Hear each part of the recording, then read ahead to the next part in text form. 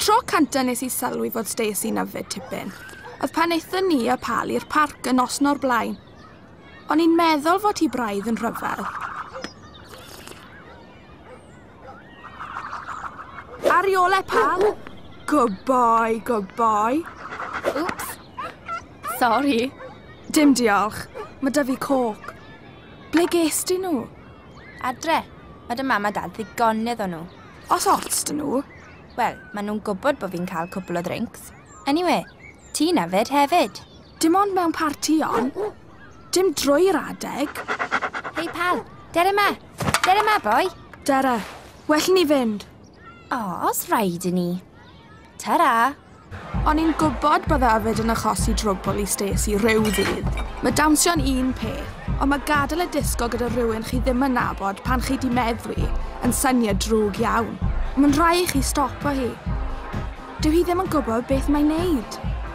Paid y phoeni, nawn ni sorto fe. Be chi'n neud?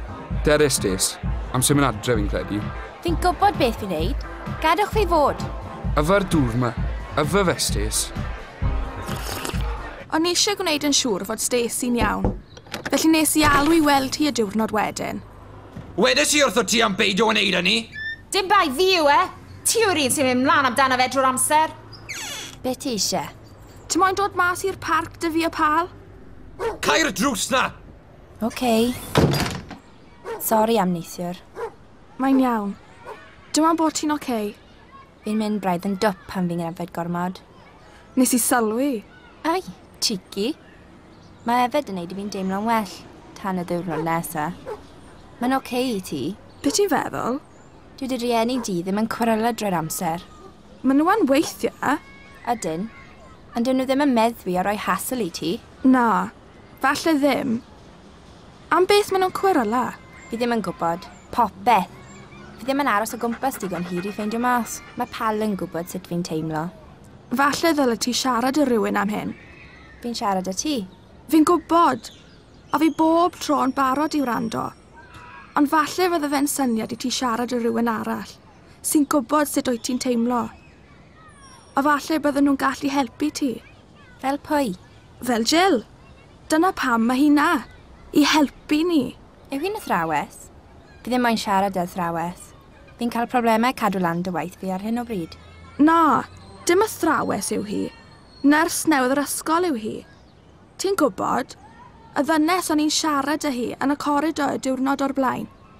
Mae'n rili neis, ac mae'n dda am rando hefyd. Mae'n gallu siarad â ti am stwff. Fel sut mae yfed gorfod yn gallu effeithio ar dy iechyd. Yn iechyd I? Paid bod yn dwp. Fi ddim yn yfed lot. Na I feddwl am y peth. Yn y diwedd, nes I berswadio Stacey I siarad gyda Jill. Wnaethon nhw ddod mlaen yn gret â'i gilydd, ond ni'n gwybod bydden nhw. Nath Jill ddangos I Stacey gwahanol wefannau, lle gallu hi gael cyngor am yfed. A tro nesaf es I mas yn ffrindiau. Nes I ofyn I Stacey os oedd hi moyn dod â ni. Sdim rhaid I ti yfed I gael hwyl. Drycha, dyna Shane. Mae fe'n hala ofn ar y plant na. Fi'n meddwl fod ti wedi cael digon. Medde pwy? Come on, awn ni ti adre. Fi'n falch fod fi ddim fel na dim mwy. Ie, ond ni'n dal yn gallu gael hwyl.